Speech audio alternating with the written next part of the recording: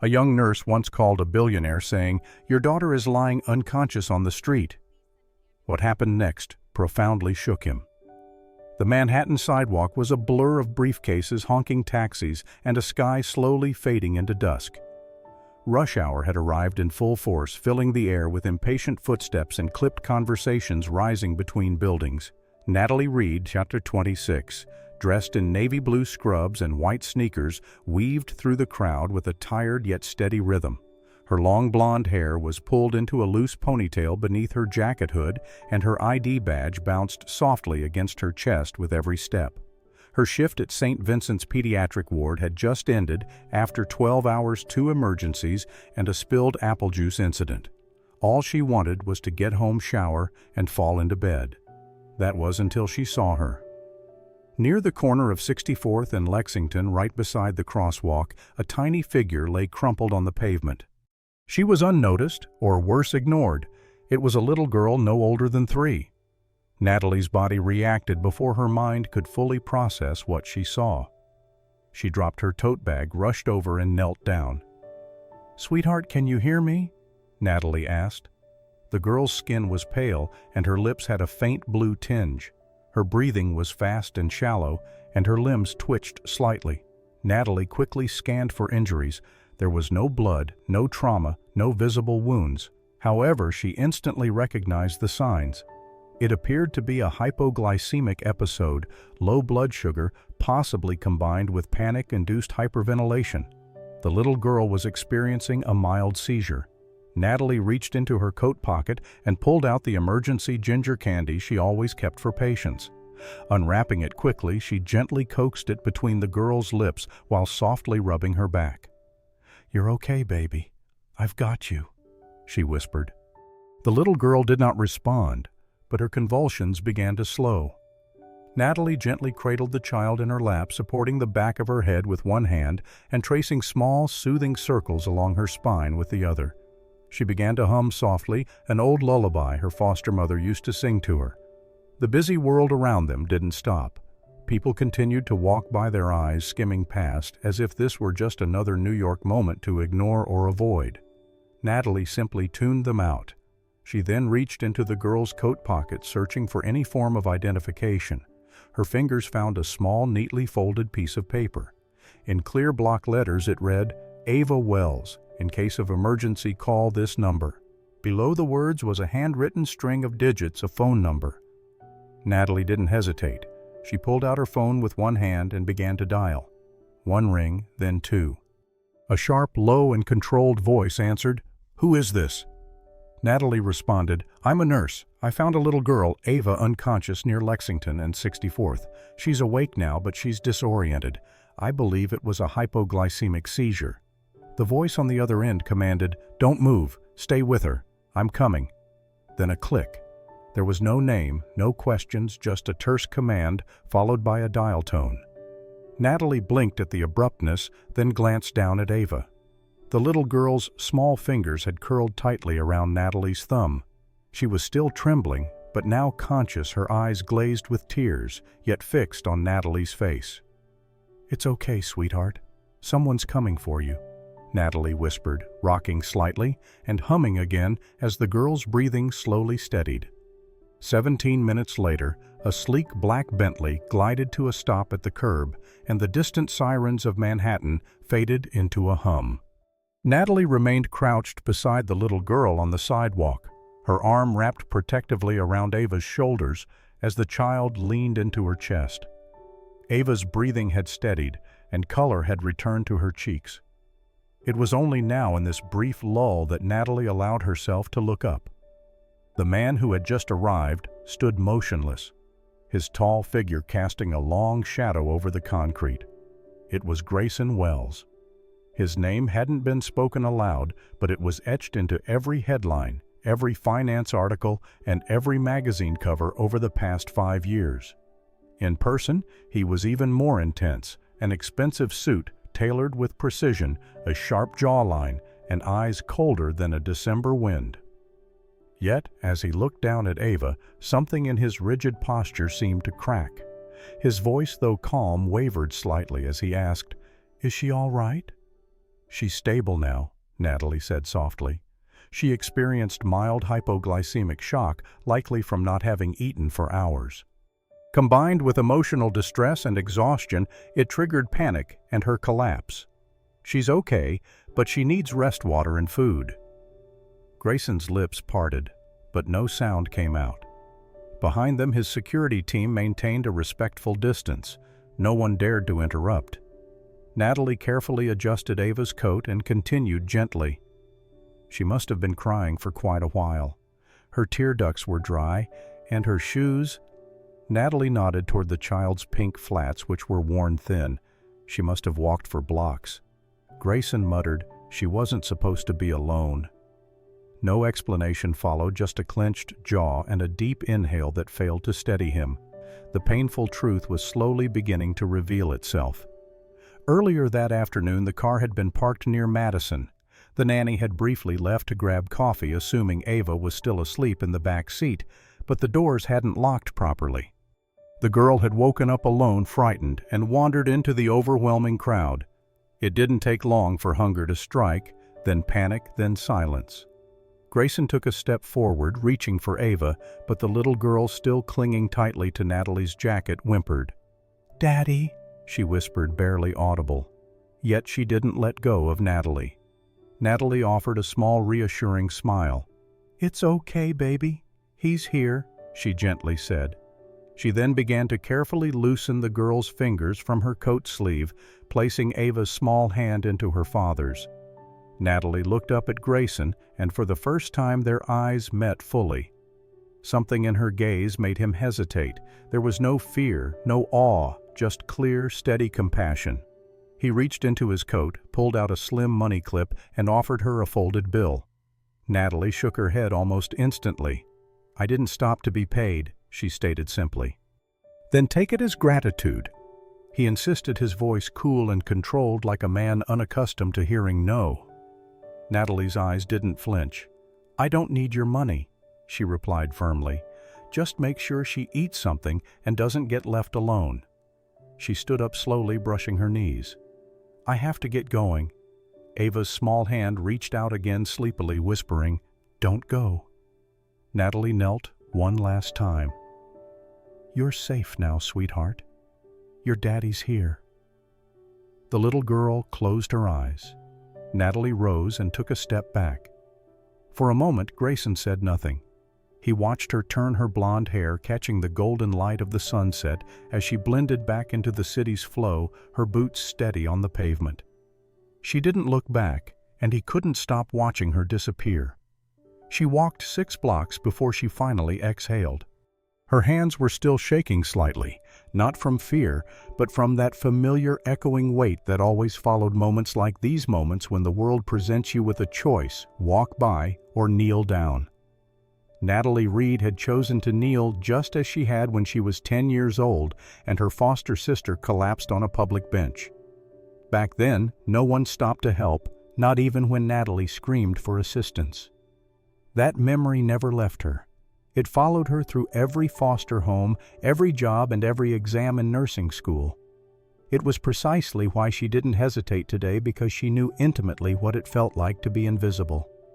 Grayson sat in the back seat of his Bentley Ava, asleep on his chest, her tiny hand curled around his lapel. The car hadn't moved yet. He stared out the window at the spot where Natalie had disappeared, the nurse, the girl with honey-colored hair and a fiery spirit in her voice. She had walked away from money, and she had walked away from him. She had looked him in the eye, not as a billionaire, not as a headline, but simply as a father. And now, for the first time in half a year, his daughter was sleeping peacefully and trustingly. He looked down at Ava, then back out onto the street. For a man who believed everyone always wanted something, he couldn't comprehend what it meant when someone wanted nothing at all. Yet something in his chest shifted, and for the first time in a very long time, it didn't feel so cold. Returning to his vast estate overlooking the Hudson, Grayson stepped into a house that felt as silent and lifeless as ever. This time, however, something essential was missing. Ava would not eat, and she would not sleep. Grayson stood outside her room in the sprawling glass-walled estate, watching through the baby monitor. His daughter sat curled up in bed, her arms wrapped tightly around a small stuffed bear. The same bear she had clutched while lying unconscious in a stranger's arms just 2 days ago. "Miss Natalie," she whispered again, her voice hoarse and small. "Where's Miss Natalie?" The nanny had tried everything, singing new toys, her favorite cartoons, but nothing worked. Ava simply turned her face away and said nothing. At first, Grayson assumed it would pass. Ava had had tantrums before. But this wasn't defiance. It was grief. Grayson stared at the untouched bowl of oatmeal on the tray, now cold, just like everything else in the house. That night, alone in his office, Grayson pulled out his phone and scrolled through his recent calls. He paused on an unknown number, an outgoing call from 2 days ago, the one that had changed everything. He hesitated, then tapped it. Natalie was rinsing out a coffee mug in her small studio apartment in Queens when the call came through. It was an unknown number, and she nearly let it go to voicemail until something in her chest compelled her to accept. "Hello, it's Grayson Wells," the voice said. There was a pause. The name alone would have shaken most people, but it didn't rattle her. "Yes," she responded. He cleared his throat. His voice was steady and clipped, yet something unfamiliar lay beneath it, strained, almost human. "She won't eat, she won't sleep, she keeps asking for you." Natalie blinked. "Ava?" she asked. "Yes," he replied after another pause. "I'm not calling to ask you to take a job," he added quickly. "I know you're not interested in money." "What are you asking then?" Natalie inquired. He hesitated. "I'm asking if you'd consider coming just for a few days. She trusts you, and frankly, I don't know what else to do." Natalie closed her eyes for a moment. She remembered Ava's tiny hand gripping hers and how the child's heartbeat slowed when Natalie sang to her. "Okay," she said softly. "I'll come, but only for Ava." The estate was colder than Natalie expected, not in temperature, but in soul. Clean marble floors, chrome accents, and floor-to-ceiling windows with views that seemed to swallow the entire city. Everything gleamed, and everything was silent. There was no laughter, no warmth, until Ava saw her. The little girl ran across the hallway barefoot, nearly tripping over her own feet. "Miss Natalie!" she squealed, flinging her arms around Natalie's legs. Natalie knelt down, and Ava buried her face into her neck. It was the first time the child had smiled in days. Behind them, Grayson stood quietly watching the scene unfold. His eyes, usually unreadable, flickered with something like awe. "Thank you," he said, his voice quieter than before. Natalie nodded, standing up with Ava still clinging to her. "I'm only here for a few days until she's okay again." "I understand," he replied. As the days passed, the house began to change. Ava laughed more, talked more. She insisted that Natalie read bedtime stories, and only Natalie. She demanded they eat together in the kitchen instead of her usual tray meals in her room. She also asked Natalie to sit beside her during cartoons. Grayson watched from the edges, unfamiliar with this new version of his home. One morning, Natalie found Ava sitting on the marble floor drawing with crayons, something Grayson hadn't seen her do in 6 months. "You're good with her," he said from the doorway. "She's easy to love," Natalie replied without looking up. He was quiet for a moment, then added, "You're different." Natalie glanced up. "From what?" "From everyone who walks into this house," he said. "They all want something." She smiled faintly. "I didn't walk into this house, you invited me. And I still don't want anything." That made him pause. She stood and brushed off her jeans. "Now, if you'll excuse me, Ava wants pancakes. And apparently she thinks I'm a world-class chef." As she walked past him, their shoulders brushed. Neither of them said a word, but something shifted. Not loud, not dramatic, just a quiet knowing. She was the first warmth that had truly entered this house in a very long time, and he wasn't sure he wanted her to leave. The first night Natalie stayed at the Wells estate, she didn't unpack. She told herself it was temporary, just a few days until Ava settled. But by bedtime, the little girl had already curled up beside her on the plush guest bed, her tiny fingers gripping Natalie's sleeve like a lifeline. Down the hall, Grayson stood outside the door. The soft cadence of Natalie's voice drifted through the crack as she told Ava a story, something about a brave rabbit and a lost compass. The gentle musical way she wove the words made even the cold walls of the house seem warmer. He hadn't meant to eavesdrop, but he also found he couldn't walk away. The next morning, Grayson entered the kitchen at 7:00 a.m., half expecting to find Ava grumpy and refusing breakfast as usual. Instead, he saw her sitting at the counter legs swinging and laughing, while Natalie flipped pancakes lopsided and uneven, but steaming and real. "She says these are better than the chef's," Natalie said, half apologizing, catching his raised brow. Ava grinned. "They taste like hugs." Grayson didn't say anything, but something tugged in his chest. Later that day, Natalie got her shirt caught in the guest room door. Cheap fabric and antique doorknobs were a dangerous combination. Grayson happened to walk by just as she was struggling, half-twisted, one hand behind her back, trying to free herself. "Need help?" he asked, amused. "I've got it," she muttered, her cheeks pink. He stepped forward anyway, carefully untangling the fabric. His fingers brushed against hers just briefly, but it was enough to make both of them pause, the air still.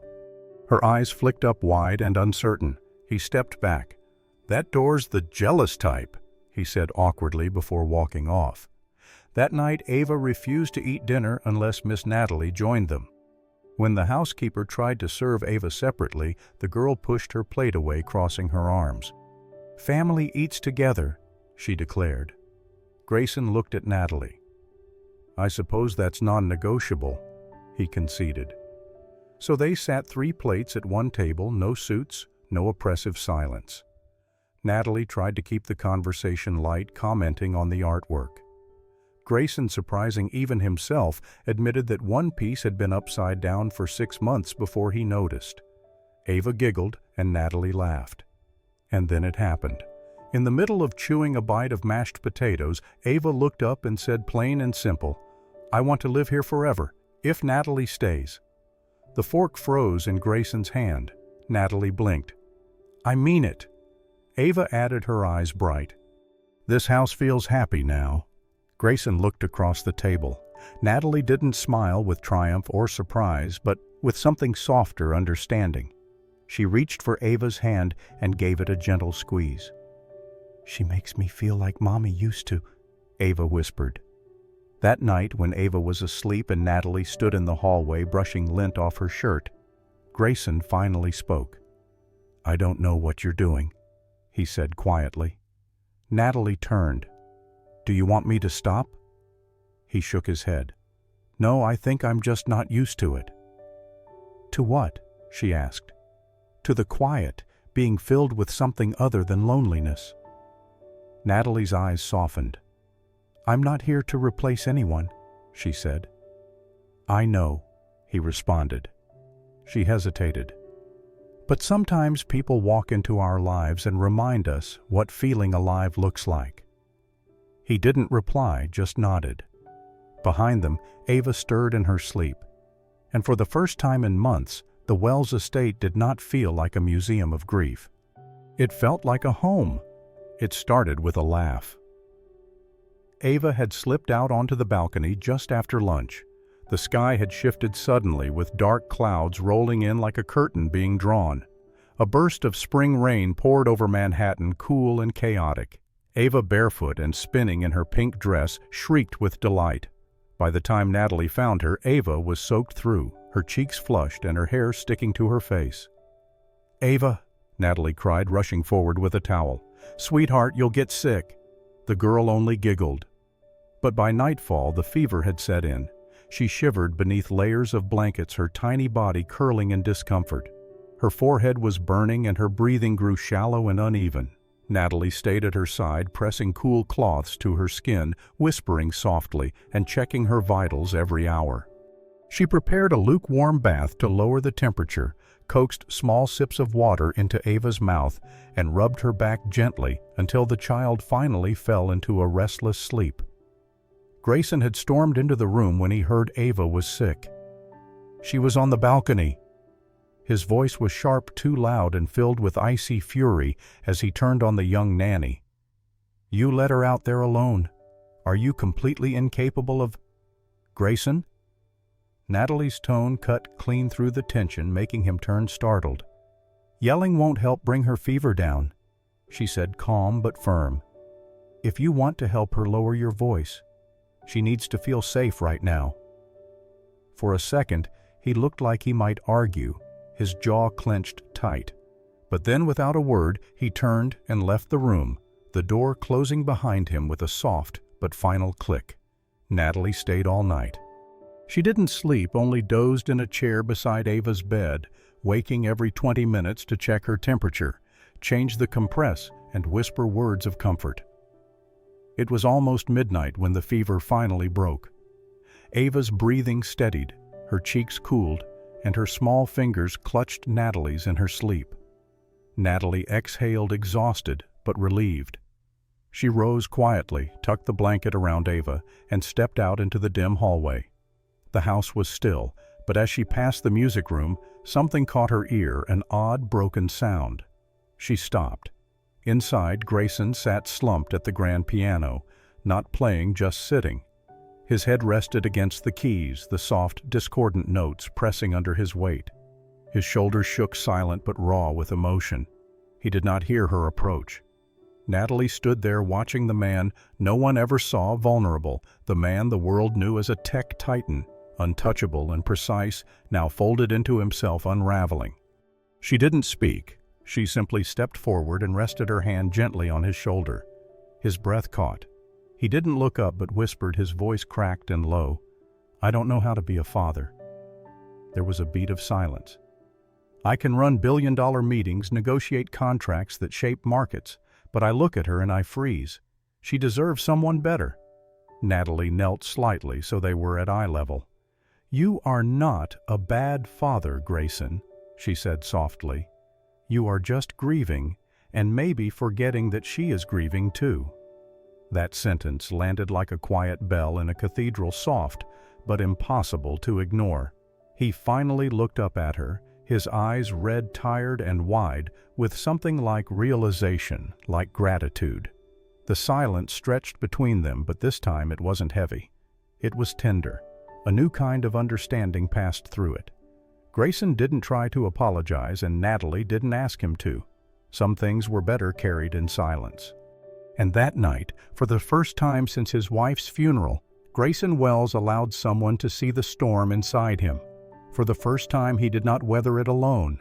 It started with a click, one seemingly harmless photo taken on a sunny afternoon outside a local grocery store. Natalie was pushing the cart. Ava sat inside wearing heart-shaped sunglasses and giggling, and Grayson walked beside them holding a brown paper bag and laughing at something Ava had said. To anyone who knew them, it was an ordinary moment, but to the internet, it was something else entirely. The next morning, headlines exploded across entertainment sites and social media feeds. Tech billionaire's new flame. Who is the blonde nurse spotted with Grayson Wells? From scrubs to silk sheets, inside the life of Natalie Reed. Cinderella 2.0, billionaire's nanny or girlfriend. Natalie first saw the articles while scrolling through her phone on her break at the clinic. She stared in disbelief.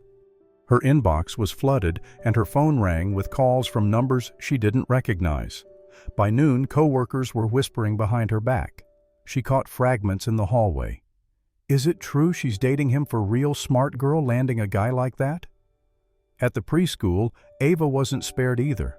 Another child had repeated something cruel their parents said at home, something Natalie never got the full version of, but it was enough for Ava to come home quiet, eyes down, asking, "Is it bad that I love Natalie?" Grayson was livid. "I'll sue every one of them," he growled after reading the tabloids. "I'll make sure their servers burn." But Natalie just shook her head. "You can't sue people for gossip, Grayson, especially not when it's dressed as curiosity." His fists clenched. "You don't deserve this." She offered a small, sad smile. "It's not about what I deserve. It's about what Ava needs. And right now she needs quiet." That night, long after Ava had gone to bed, Natalie stood by the window in the guest room. The city lights blinked in the distance, indifferent and cold. She held a small envelope in her hand, having made her decision. The next morning, when Grayson entered Ava's room to wake her, he found the envelope on the pillow beside his sleeping daughter. Inside was a short letter written in Natalie's neat handwriting. Dear Ava, if I could stay forever, I would.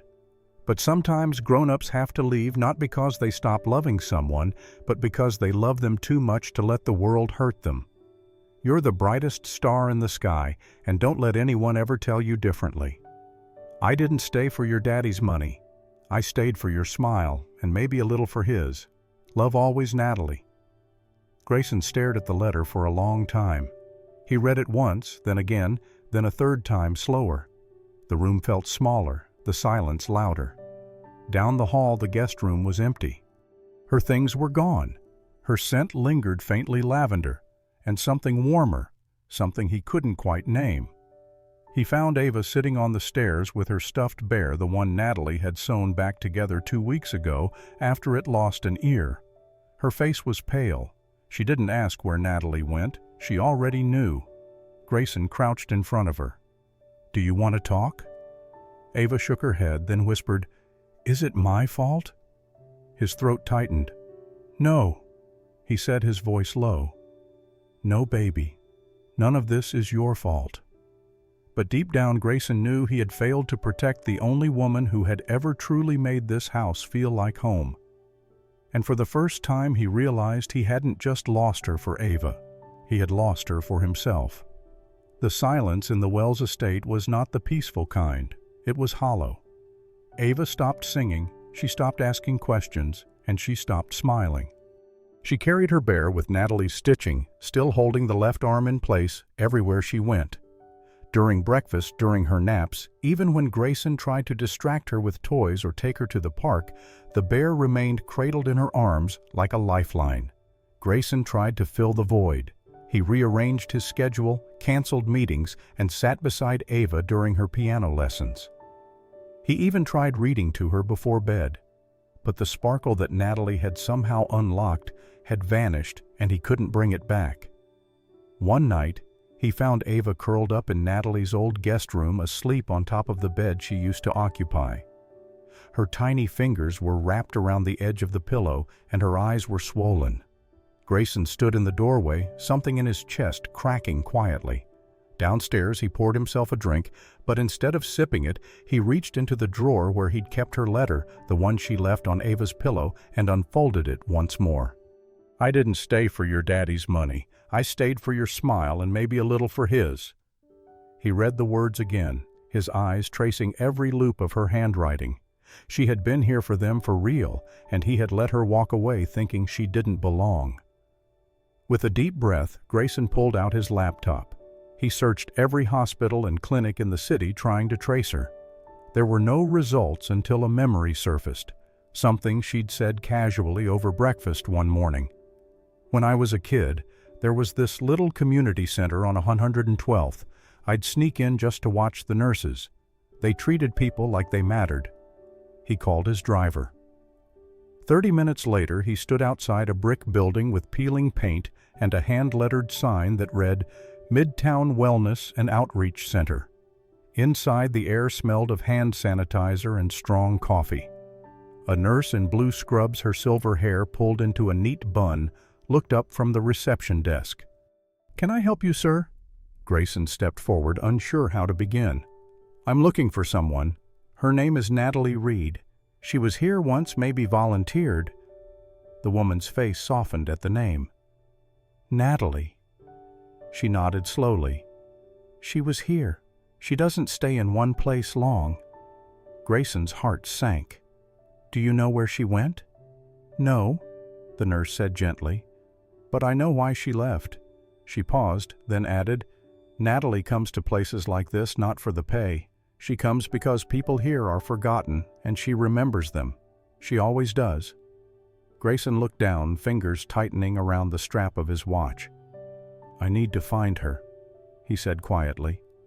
The woman studied him. After a moment she said, Natalie doesn't hide from the world, Mr. Wells, but she does walk away from anything that confuses love with convenience. If you want to find her, don't bring money, bring truth." Her words hit harder than he expected. Grayson nodded, murmured a thank you, and left. That night back at the estate, he found Ava sitting on the rug in her room, holding a picture she had drawn 3 stick figures under a big yellow sun, one tall, one tiny, and one with curly hair and a pink dress. "Is that you?" Grayson asked gently, pointing to the figure in pink. Ava nodded. "And that's me." Another nod. "And Natalie." This time she didn't nod. She whispered, "She made me feel safe." Grayson's throat tightened. He knelt down, pulled her into his arms, and kissed the top of her head. "We're going to find her," he whispered, "no matter how far." Ava leaned into his chest and held on. And for the first time in a long time, so did he. The room was nothing fancy, just a repurposed classroom in the back of a community health center. But the energy inside was warm and alive. Folding chairs were lined up in uneven rows, children giggling in the back, and a group of single mothers watched closely as Natalie demonstrated chest compressions on a CPR dummy. She spoke with steady confidence, her hair tied back in a messy bun, a pencil tucked behind one ear. "If you ever doubt yourself in a crisis," she said, pressing down rhythmically on the dummy's chest, "remember this: the most powerful thing you can give someone is your presence."